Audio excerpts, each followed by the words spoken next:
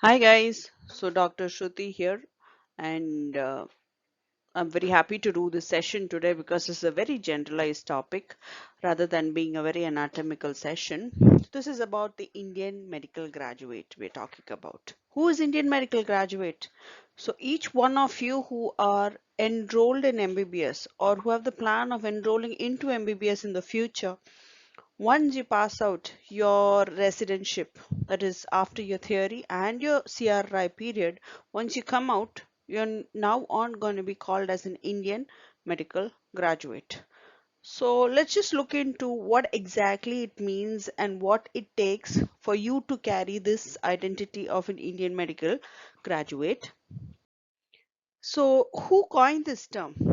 It is being officially released by the NMC, aka we all used to know as MCI, the Medical Council of India, and they have released this new terminology known as the graduate medical education regulations, or otherwise in short GMER, and it has been already gazetted and put into practice right now, and it has been applied for the last two undergraduate students for in the field of medicine. So let's just go in a deeper view and see what it is. So basically, they have defined what Indian medical graduate is. So if I want to define you as an Indian medical graduate, you must have the right amount of knowledge. Okay, just not knowledge, it doesn't come only with knowledge. You also would require the requisite amount of skill. Okay, you should have the skill to be an Indian medical graduate. You should have the right attitude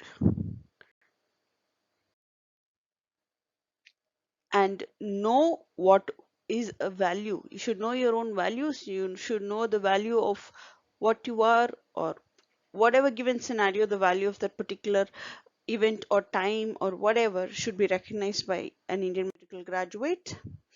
And you must have a decent amount of responsiveness towards scenarios around you, and eventually coining all the terms together, put together, you should be a package.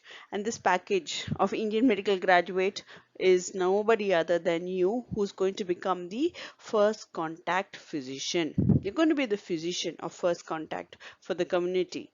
And when you do all of this together, it should be something that is relevant and identified globally. You can't just have your own measurement of your knowledge, skills, attitude, values, and responsiveness and say I have a new methodology of doing it. So the treatment or the way you deal with the patient should be globally relevant. So what is an Indian medical graduate? So this coin term has been broken down into several subheadings. So there are five roles that every IMG should be. So these are the roles. So you should be a clinician, you should be a communicator, you should be a leader, a lifelong learner, and a professional. So we all don't differentiate ourselves in these particular areas. Unknowingly and knowingly, it is a combined stuff that happens in that particular scenario or situation. But this has been broken down, and from now on, it is required that focus be given in these aspects separately so that they are developed. Any skill that is missed out, any component that is missed out or obstructing the development of a good physician can be overcome when we give them in if you give them the attention required in a more detailed manner. So just let's look into the various roles in detail. So how do you expect a clinician to be, or what is a clinician? Who is a clinician? So a clinician should be able to understand and provide certain components. What are these components? You just can't simply go out there and say you're a clinician, right? He should be able to give you a primitive measure. He or she should be able to prevent certain issues that could come as a common cause. He or she should also be able to give you a promotive measure. He or she should be able to provide you with a curative option of curing a disease, of curing illness that you have contracted. And he or she should also be able to provide you with the right palliative care. Plus, overall, it should also be a holistic care with compassion that is being provided to the patient. So exactly what is required from a clinician has been listed out here. So the person should be able to provide you with preventive, promotive, curative, palliative, and holistic care with compassion. Who is a communicator? Why do you want to talk about a communicator here when you're talking about a doctor? Yes, isn't it very required? Whom do you want to communicate with?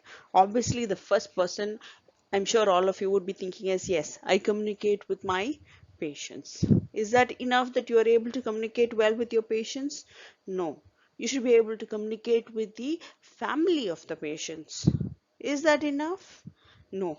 You should be able to communicate in the appropriate way to your colleagues and also to the community. So it's so very essential that you become a good communicator so as to keep yourself on par with the requirements in the society and surrounding that you are in.